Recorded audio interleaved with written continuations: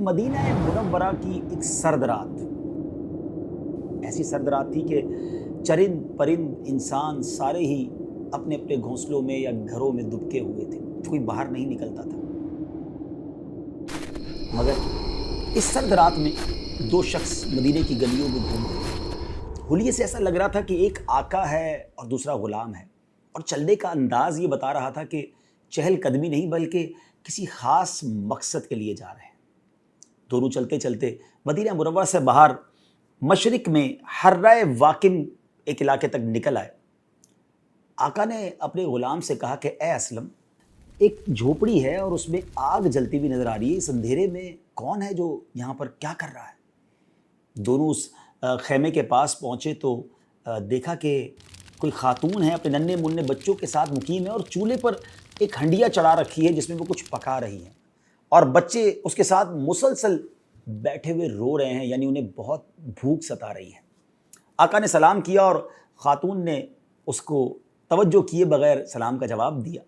آقا نے گھر میں داخل ہونے کی اجازت طلب کی تو خاتون نے کہا کہ کوئی خیر کا کام ہے تو آؤ، ورنہ ہمیں تمہاری کوئی ضرورت نہیں ہے۔ آقا دیکھ رہا تھا کہ وہ خاتون بڑی بے رخی سے جواب دے رہی ہیں، اس کا مطلب وہ بہت دکھی ہیں۔ آقا نے اس سے استفسار کیا، سوال کیا کہ بی بی تم کون ہو، یہ بچے کیوں رو رہے ہیں؟ تو عورت نے کہا کہ میں مدینہ منورہ کی رہائشی ہوں، میرے بچے بہت بھوکے ہیں، اس وجہ سے رو رہے ہیں۔ تو آقا نے کہا کہ ہنڈیا میں کیا پکا رہی ہے؟ تو کہا ہنڈیا میں کچھ نہیں ہے، پانی ہے، میں بس اس میں چمچ ہلا رہی ہوں تاکہ بچے بھوک کے مارے جو رو رہے ہیں آخر انتظار میں سو جائیں۔ دکھیاری خاتون نے اپنا دکھ بیان کرتے ہوئے فرمایا کہ میں ایک غریب عورت ہوں، میرے پاس اتنے بھی اخراجات نہیں ہیں کہ میں اپنے بچوں کو کھانا کھلا سکوں، ان کا دل بہلا رہی ہوں، لیکن ہمارے امیر المومنین ہیں جن کو ہماری خبر ہی نہیں ہے، ہم ان کے محکوم ہیں، وہ ہمارے حاکم ہیں، ہم ان کی رعایا ہیں، ان کا حق بنتا ہے کہ وہ ہماری خبر گیری کریں، مگر ہمارا تو وقت جیسے تیسے گزر جائے گا، لیکن کل بروز قیامت امیر المومنین اور ہمارے درمیان اللہ عز و جل فیصلہ فرمائے گا، اور یقیناً آخرت کی پکڑ بہت سخت ہے۔ جب آقا نے اس دکھیاری عورت کا درد سنا تو آپ دیدہ ہو گئے اور درد بھرے لہجے میں کہنے لگے کہ اے بی بی، اللہ تم پر رحم کرے، تمہاری مصیبتیں اور پریشانیاں دور فرمائے، لیکن امیر المومنین کو کیا معلوم تم کس حال میں ہو، اس کا کیا قصور ہے؟ تو بوڑھی عورت نے کہا کہ وہ ہمارا حاکم ہے اور ہم سے غافل ہے، اسے معلوم ہی نہیں کہ ہم کس حال میں ہیں۔ بہرحال آقا اس دکھیاری عورت کا غم سن کر خود بھی آپ دیدہ ہو گیا، گھر سے باہر آیا اور اپنے خادم اسلم سے کہا کہ اے اسلم جلدی چلو۔ وہ دونوں پھر اس سرد رات میں چلتے ہوئے مدینہ منورہ کی اندرونی آبادی کی طرف آ گئے۔ آقا بہت گہری سوچ میں تھا، کیونکہ وہ جو عورت نے حالت زار بیان کی تھی وہ اس کی آپ بیتی سن کر اس کے دل پر بڑا بوجھ تھا۔ بہرحال وہ آقا غلے کے اناج کے گوڈاؤن کے پاس پہنچا، اپنے خادم سے کہا کہ جلدی جلدی ایک بوری لو، اس میں آٹا بھرا گیا، کھجوریں ڈالی گئیں، کچھ رقم بھی ڈالی گئی، کھانے پینے کا سامان بھی، اور جب یہ پوری بوری تیار ہو گئی تو آقا نے اسلم سے کہا کہ ایک اسلم مجھے جلدی سے میرے کاندھے پر یہ بوری رکھ دو۔ اسلم کہتا ہے حضور میں آپ کا خادم، آپ میرے آقا، بوری میں اٹھاؤں گا؟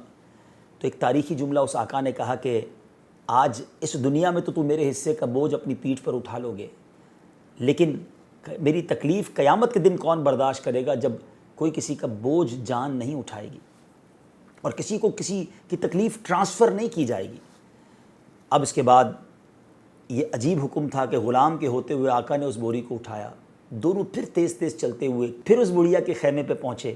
اب اس نے آقا نے جا کر بڑھیا کی جھونپڑی میں اس خیمے میں اپنی بوری کو اتارا، کھانے پینے کا سامان نکالا گیا، ہنڈیا کے اندر اب باقاعدہ کھانا بننے لگا۔ پہلے تو پانی گرم ہو رہا تھا نا، اور آقا آگ بھی جلاتا رہا، اسے پھونک بھی مارتا رہا، یہاں تک کہ اس کی داڑھی کے اندر سے دھواں جو ہے وہ نکل کر باہر آنے لگا، اور کھانا پکاتے پکاتے اس آقا نے جب کھانا تیار ہو گیا تو چولہے سے ہنڈیا کو اتارا اور عورت سے کہا کہ کوئی بڑا برتن لے آؤ۔ عورت برتن لائی، اس میں کھانا ڈالا گیا، اپنے ہاتھوں سے آقا نے اسے ٹھنڈا کیا۔ جب کھانا ٹھنڈا ہو گیا تو بچوں کو قریب بلایا، اپنے ہاتھوں سے ان بچوں کو کھانا کھلایا۔ جب بچوں نے پیٹ بھر کر کھانا کھا لیا، خوش ہو گئے، تو اب اس نے بچوں کی دل جوئی کے لیے ان کے ساتھ کھیلنا شروع کر دیا۔ بچے کھلا کر، جو بچے تھوڑی دیر پہلے رو رہے تھے ناظرین، اب وہ بچے ہنسنے لگے۔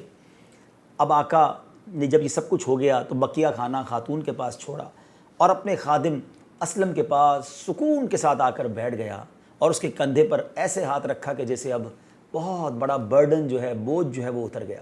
وہ خاتون اس کی طرف متوجہ ہوئی اور کہنے لگی کہ تم اتنے شفیق اور رحم دل ہو، اس مصیبت کی گھڑی میں تم نے ہماری داد رسی کی ہے، بچوں کے چہروں پر مسکراہٹ کے موتی بکھیرے ہیں، میں کس منہ سے تمہارا شکریہ ادا کروں؟ اللہ ہی تمہیں اس کی بہتر جزا عطا فرمائے گا۔ حقیقت تو یہ ہے کہ تم امیر المومنین بننے کے مستحق ہو۔ تو اب اسلم دیکھ رہا تھا کہ اب اس آقا کے چہرے پہ سکون اور واضح تبدیلی نظر آ رہی تھی، ہی بیکمنگ ریلیکس، وہ اس کے چہرے پہ ریلیکس آ رہا تھا، سکون آ رہا تھا۔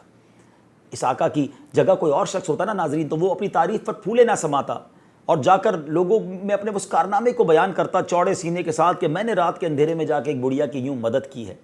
لیکن اس آقا نے اس تعریفی کلمات پر بالکل توجہ نہ دی اور کہنے لگا کہ اے بی بی جیسا تم کہہ رہی ہو میں ایسا بالکل نہیں ہوں، اور امیر المومنین کا بننے کا حقدار یہ تو بڑی عجیب بات ہے۔ ہاں ایک بات ضرور ہے کہ جب تم کبھی امیر المومنین کے دربار میں آؤ گی تو مجھے وہاں ضرور دیکھو گی۔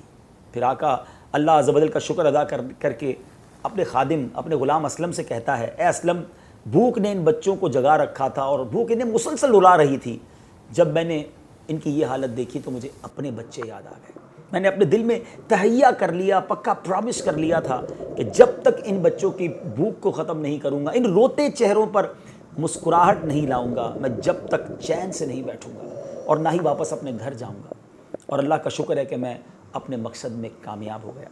ناظرین یہ آقا اور یہ غلام پھر مدینے کی گلیوں سے ہوتے ہوئے اپنے گھر واپس آ گئے۔ اب ہو سکتا ہے ایک سوال سب ناظرین کے ذہن میں ہو کہ یہ آقا تھا کون کہ جو اپنے اور غلام کے درمیان امتیاز نہیں رکھتا تھا؟ وہ کون تھا کہ جس کے دل میں پیارے آقا کی دکھیاری امت کا جذبہ کوٹ کوٹ کر بھرا ہوا تھا؟ وہ آقا کون تھا جس نے رات گئے ایک غریب و نادار عورت کے خیمے میں جا کر بچوں کے لیے کھانا بنایا؟ ایسا آقا کوئی اور نہیں، ہم سب کے آقا سیدی فاروق اعظم رضی اللہ تعالیٰ عنہ تھے۔ جی ناظرین یہ وہی ہستی ہیں جن کے بارے میں میرے آقا فرماتے ہیں کہ اگر میرے بعد کوئی نبی ہوتا تو وہ عمر ہوتا۔ حضرت عمر جو آدھی دنیا پر حکومت کرتے تھے مگر احساس ذمہ داری کا حال یہ تھا کہ مدینے کے باہر ایک خیمے میں ایک بوڑھی عورت بھوکی ہے اور اس کے بچے بھوکے ہیں، آپ بے چین ہو جاتے ہیں اور اپنے ہاتھ سے سارے کام کرتے ہیں۔ یہ سارے کام کرنے کے بعد بھی اپنا تعارف نہیں کرواتے، احسان نہیں جتاتے۔ اللہ کرے کہ میں اور آپ بھی احساس ذمہ داری اپنانے والے بن جائیں۔